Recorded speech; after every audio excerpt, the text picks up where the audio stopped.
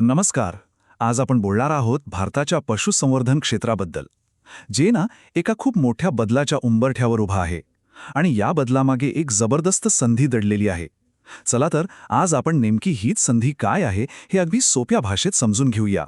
तर या संधीचं नाव आहे AHIDF.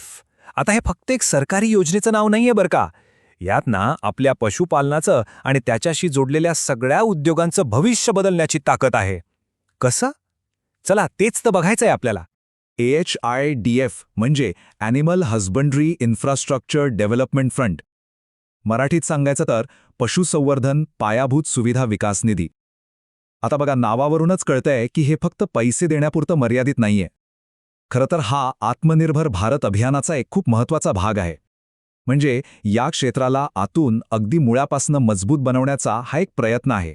बरं, मग प्रश्न येतो की ही योजना नक्की काय साध्य करू पाहतेय? तिची मोठी उद्दिष्टे आहेत तरी काय? या योजनेची ध्येय खरंच खूप मोठी आणि दूरगामी आहेत. म्हणजे बघा, एकीकडे दूध आणि मांसावर प्रक्रिया करण्याची आपली क्षमता वाढवायची आहे, दुसरीकडे गावागावांतल्या उत्पादकांना त्यांच्या मालासाठी चांगली बाजारपेठ आणि योग्य भाव मिळावा हे बघायचंय, आणि सगळ्यात महत्त्वाचं, या क्षेत्रात नवीन उद्योजक तयार करायचे आहेत, रोजगार वाढवायचा आहे. म्हणजे एकाच वेळी अनेक गोष्टींवर लक्ष दिलं गेलंय. उद्दिष्टे तर एकदम भारी आहेत नाही का? पण हे सगळं प्रत्यक्षात कसं येणार? म्हणजे नक्की कोणत्या प्रकारच्या प्रकल्पांना या योजनेतून मदत मिळू शकते? हा महत्त्वाचा प्रश्न आहे. तर या योजनेने एकूण 4 मुख्य क्षेत्रांवर लक्ष केंद्रित केलंय. आणि ही 4ही क्षेत्र अशी आहेत की ती मिळून संपूर्ण पशुसंवर्धन इकोसिस्टमला एक मोठी चालना देतील. चला मग एक एक करून बघूया हे 4 विभाग कोणते आहेत. पहिलं आणि सगळ्यात महत्त्वाचं क्षेत्र म्हणजे दुग्ध व्यवसाय. आता इथे फक्त दूध गोळा करण्याबद्दल बोलत नाही आहोत आपण, तर त्या दुधावर प्रक्रिया करून त्यातून चीज, दही, पनीर किंवा अगदी फ्लेवर्ड मिल्कसारखी मूल्यवर्धित उत्पादनं बनवण्यावर भर आहे. का? कारण यामुळे थेट उत्पादकाचा, शेतकऱ्याचा नफा वाढतो. दुसरं महत्त्वाचं क्षेत्र आहे मांस प्रक्रिया. डेअरीप्रमाणेच इथेही आधुनिक प्रोसेसिंग युनिट्सना प्रोत्साहन दिलं जात आहे. यामागचा उद्देश काय? तर उत्पादनांची गुणवत्ता सुधारली पाहिजे, स्वच्छता राखली गेली पाहिजे आणि सर्वात महत्त्वाचं म्हणजे आपल्या उत्पादनांना आंतरराष्ट्रीय बाजारपेठेत स्थान मिळालं पाहिजे, निर्यातीला चालना मिळाली पाहिजे. आता तिसरं क्षेत्र आहे पशुखाद्य. आणि हे खूप महत्त्वाचं आहे. कारण साधं गणित आहे. जनावरांना जेवढं चांगलं, उत्तम प्रतीचं खाद्य मिळेल तेवढी त्यांची वाढ चांगली होणार आणि उत्पादनही जास्त मिळणार. म्हणूनच हाय क्वालिटी पशुखाद्य आणि चारा बनवणाऱ्या युनिट्सना या योजनेत खास पाठबळ दिलं जात आहे. कारण हाच तर संपूर्ण व्यवसायाचा पाया आहे. आणि चौथं क्षेत्र हे तर या योजनेची विजन दाखवतं. यात फक्त उत्पादन नाही तर पूरक गोष्टींचाही विचार केलाय. म्हणजे पशुवैद्यकीय औषधं आणि लसींची निर्मिती करणारे युनिट्स, चांगल्या जातीच्या जनावरांची पैदास करणारे फार्म्स, आणि इतकंच नाही तर वेस्ट टू वेल्थ सारख्या कल्पना, म्हणजे जनावरांच्या शेणासारख्या कचऱ्यातून बायोगॅस किंवा खत तयार करणारे प्रकल्प. या सगळ्याचा यात समावेश आहे. कमाल आहे. तर हे ऐकून लक्षात आलं असेल की संधी खरंच खूप आकर्षक आहेत. पण आता मनात प्रश्न येतो की याचा फायदा नक्की कोण घेऊ शकतं? म्हणजे कोण ह्यासाठी अर्ज करू शकतं? आणि याची सगळ्यात चांगली गोष्ट काय माहितीये? याची पात्रतेची यादी खूप मोठी आणि समावेशक आहे. म्हणजे तुम्ही एक वैयक्तिक उद्योजक असाल किंवा एखादी प्रायव्हेट कंपनी चालवत असाल, एखादा स्टार्टअप असेल किंवा शेतकऱ्यांची उत्पादक संस्था म्हणजे FPO, अगदी ना नफा तत्वावर चालणाऱ्या कंपन्यासुद्धा, या सगळ्यांसाठी या योजनेची दारं खुली आहेत. ठीक आहे, पात्रता तर समजली, पण आता येऊया सगळ्यात महत्त्वाच्या मुद्द्यावर, पैसा. म्हणजे आर्थिक मदत नेमकी कशी मिळणार? काय काय फायदे आहेत? चला ते बघूया. बरं, ही योजना इतकी खास का आहे हे आता कळेल.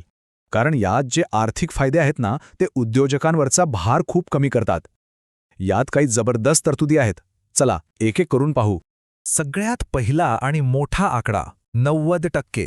हो, तुमच्या प्रोजेक्टच्या एकूण खर्चाच्या तब्बल 90%पर्यंतची रक्कम कर्ज म्हणून मिळू शकते.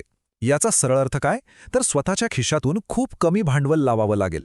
आता ही तर त्याहूनही भारी गोष्ट आहे, 3%. हे काय आहे? तर हे आहे व्याज अनुदान.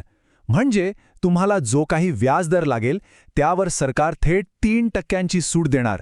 विचार करा, ह्यामुळे तुमचा EMI किती कमी होईल आणि कर्ज फेडणं किती सोपं होईल. आणि परतफेडीची चिंता तीही कमी केलीये. कर्ज फेडण्यासाठी तब्बल 8 वर्षांचा मोठा कालावधी मिळतोय. आणि त्यातही एक मोठी सोय आहे, सुरुवातीची 2 वर्ष तुम्हाला फक्त व्याज भरायचंय, मुद्दल नाही. याला मॉरॅटोरियम म्हणतात. म्हणजे ह्या 2 वर्षात तुम्ही आरामात आपला व्यवसाय सेट करू शकता. तर हे सगळं एकत्र करून पाहिलं तर गणित किती सोपं होतंय बघा. जर एखादा उद्योग सूक्ष्म किंवा लघु श्रेणीतला असेल तर त्याला स्वतः फक्त 10% रक्कम उभी करायची आहे. फक्त 10%. बाकीचे 90% कर्ज म्हणून मिळणार आहेत. ही खूप मोठी मदत आहे. आता हे सगळे फायदे ऐकल्यावर नक्कीच अर्ज करण्याची इच्छा झालीच असेल. मग आता प्रश्न उरतो की अर्ज करायचा कसा? प्रक्रिया अवघड आहे की सोपी? चला तेच जाणून घेऊया. तर चांगली बातमी ही आहे की अर्ज करण्याची प्रक्रिया खूप सोपी आणि 100% ऑनलाईन आहे. कुठेही हेलपाटे मारायची गरज नाही. उद्यम मित्र नावाच्या पोर्टलवर जाऊन फक्त या 5 सोप्या पायऱ्या पूर्ण करायच्या आहेत. म्हणजे तुमचा प्रोजेक्ट रिपोर्ट बनवण्यापासून ते पैसे थेट खात्यात येण्यापर्यंत सगळी प्रोसेस अगदी क्लिअर आहे. तर थोडक्यात काय, हे सगळं पाहिल्यावर एक गोष्ट स्पष्ट होते. AIHDF हे फक्त एक कर्ज देणारी योजना नाहीये. कमी व्याज, मोठी परतफेडीची मुदत, सरकारी पाठबळ या सगळ्या गोष्टी मिळून हे एक असं पॅकेज बनतं जे आपल्या संपूर्ण पशुसंवर्धन क्षेत्राला आधुनिक बनवण्यासाठी एक शक्तिशाली साधन ठरू शकतं. तर आता विचार करण्याची वेळ आहे. एवढं मोठं पाठबळ जर उपलब्ध असेल तर या संधीचा फायदा घेऊन पशुपालन व्यवसायाचं भविष्य कसं बदलता येईल? यातनं फक्त स्वतःचा नाही तर संपूर्ण क्षेत्राचा विकास कसा साधता येईल? शक्यता खरंच अमर्याद आहेत.